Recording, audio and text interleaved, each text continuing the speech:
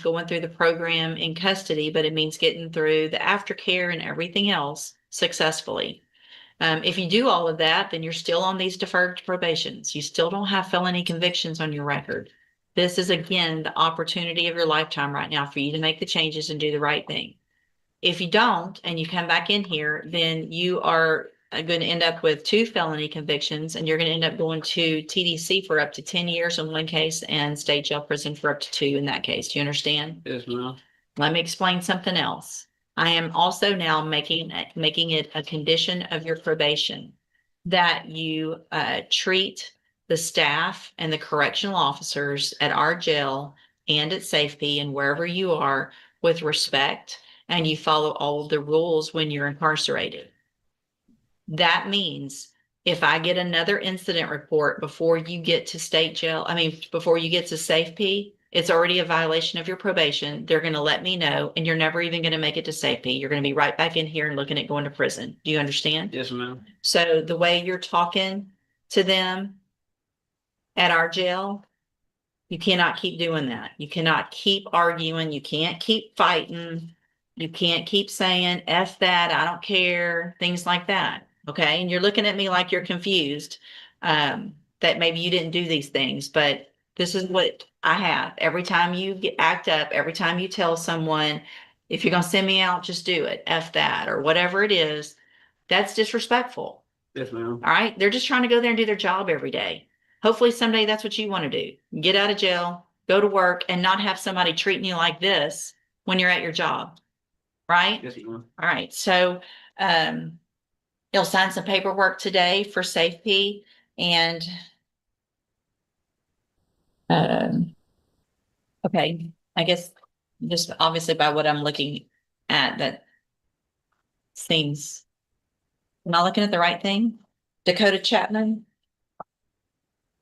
The first violation is that he committed the offense of murder? That has been abandoned. That was not. Yeah, Okay, I'm sorry. thank Maybe you. we should have started with that. We're just gonna go to Safety and, No. okay. That So, was done in December.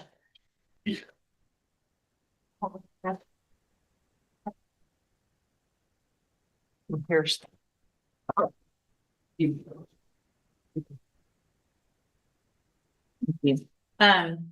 let's do this. I'd like to go ahead and go through the motions, get pleas of true or not true to the remaining counts. And then obviously if you guys have an agreement, we'll look at that, but I think I want to go through and have those pleas on here. And that came at the recommendation of his supervisor, who Okay. I'm sure has much more information for the court as well. That's good. Thank you.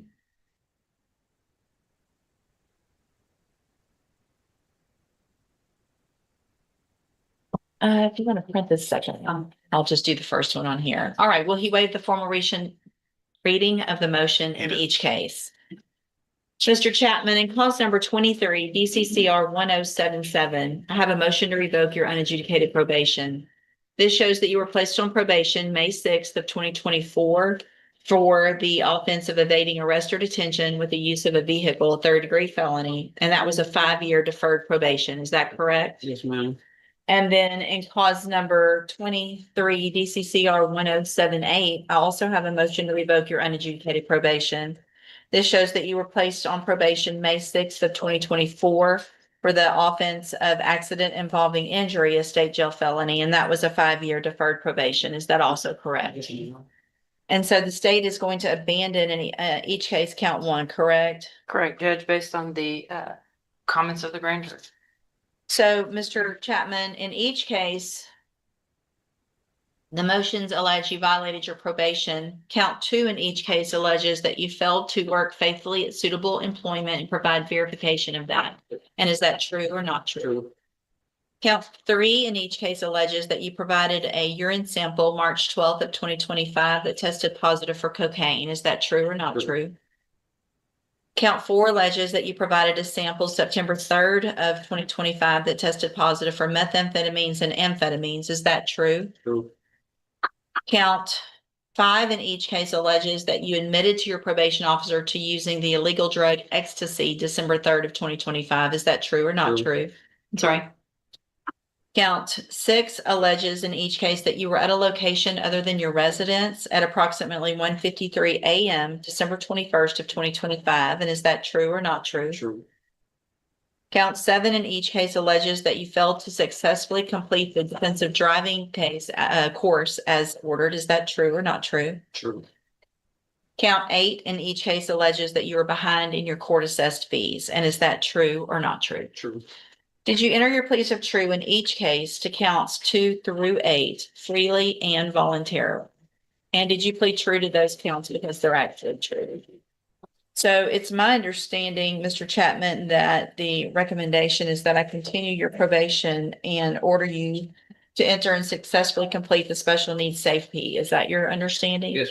Is there any reason to get any type of pre-sentence report or update? Only at the court's discretion, Judge. The officer, Ms. Valier, has already prepared for the court the continuation and modification of that special condition that the court would like that to be signed off on today. Otherwise, I'm sure she'd be happy to do a quick update. If it's her recommendation, we'll just go ahead and go forward. I So, think that was, I'm sorry to interrupt, I think that was done prior to count 1 that we see, which obviously caught everyone's attention and just took that immediately off the table. But Right. once that was no build, I think that's when she finds herself back in the same position.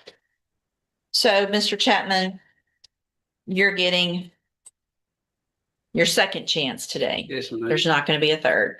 Okay. You need to take advantage of this. I don't know what happened.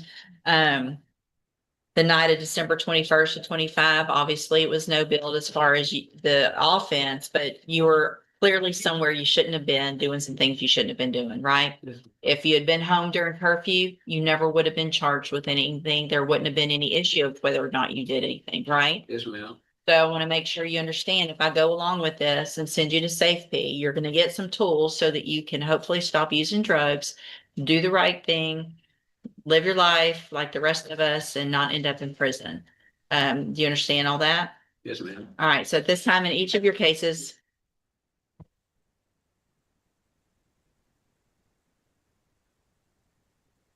I don't know how the court would feel about a extension, Judge, based on the age. yeah. So at least in the evading, Okay. I'm going to do that. We're going to talk a little about the jail incident reports as well in just a Yes, minute. ma'am. So I'm going to find in each of your cases that you entered your pleas of true to counts 2 through 8 freely and voluntarily. Find those counts true, find sufficient evidence in each of your cases to revoke your probation. But I'm going to go along with this agreement today, and I'm going to continue your probation in each of your cases.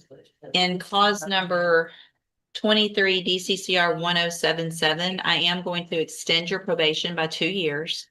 And I'm going to order in each of your cases that you enter and successfully complete safe P.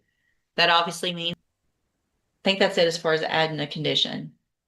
So add 2 years in the one case and the condition with regard to being successful and not being disrespectful. Yes, Okay? ma'am. All right, good luck to you. You can go back with the bailiff. And here's that.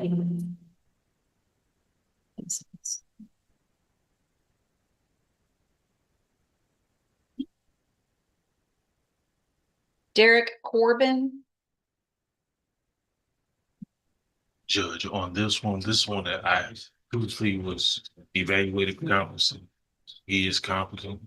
I got a new offer from the state on him.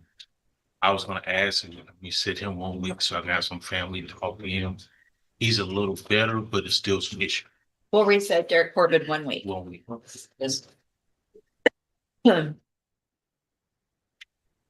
Velma Gilbert. No, I didn't. I still need to, I'm gonna go through all those cases. Okay. Yeah. That's a lot. That's good.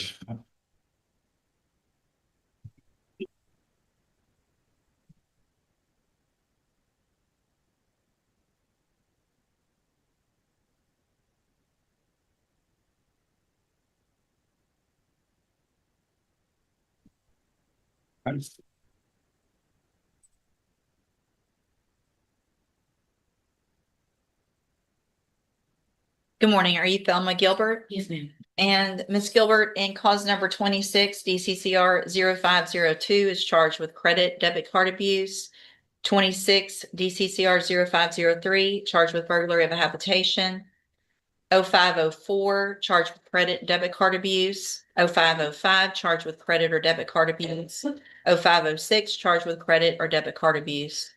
0507 charged with fraudulent use or possession of identifying information. And 0508 charged with theft of property. And what is the announcement? Judge, I've gone through most of these cases. I've talked to Ms. Gilbert about it. Also about her other situation yesterday. It's going on. She is currently on parole.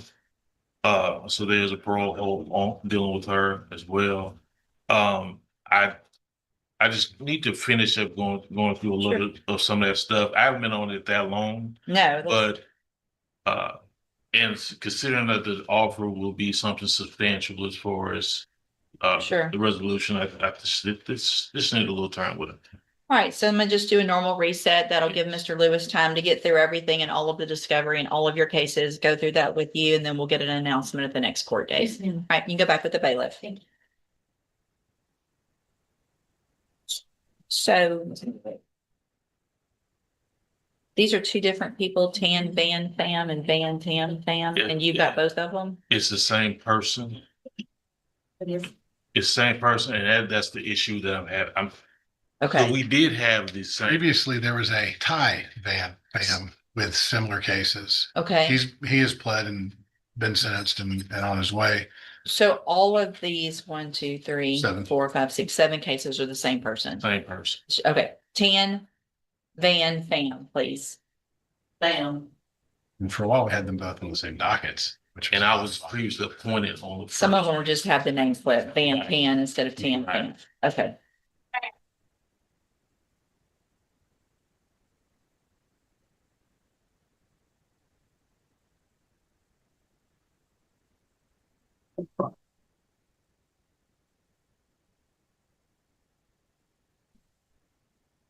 Good morning. Good morning, ma'am. You are Tan Van Pham, Yes, ma'am. and Mr. Pham has 7 cases, all charged with theft of property with previous convictions.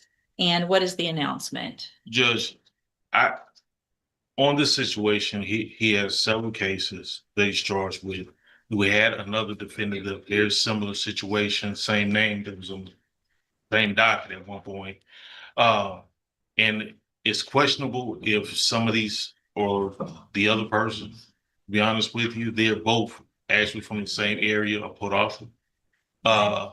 And so I'm trying to go through all the surveillance just to make sure who's who. Okay, So I would at least like. and it looks like we've got 3 different kind of indictment Right. timeframes on these, so not. So Mr. Pham, I'm going to reset your case one more time to give Mr. Lewis time to go through all of that. He'll be out there to visit with you, and we'll get an announcement at the next court date. Yes. All right, you can go back with the She bailiff. said she want to give me a network there. Yeah, we're getting reported. You don't know why they hold me here. I didn't do nothing. Well, Mr. Lewis will talk to you about that, okay? Okay, go back.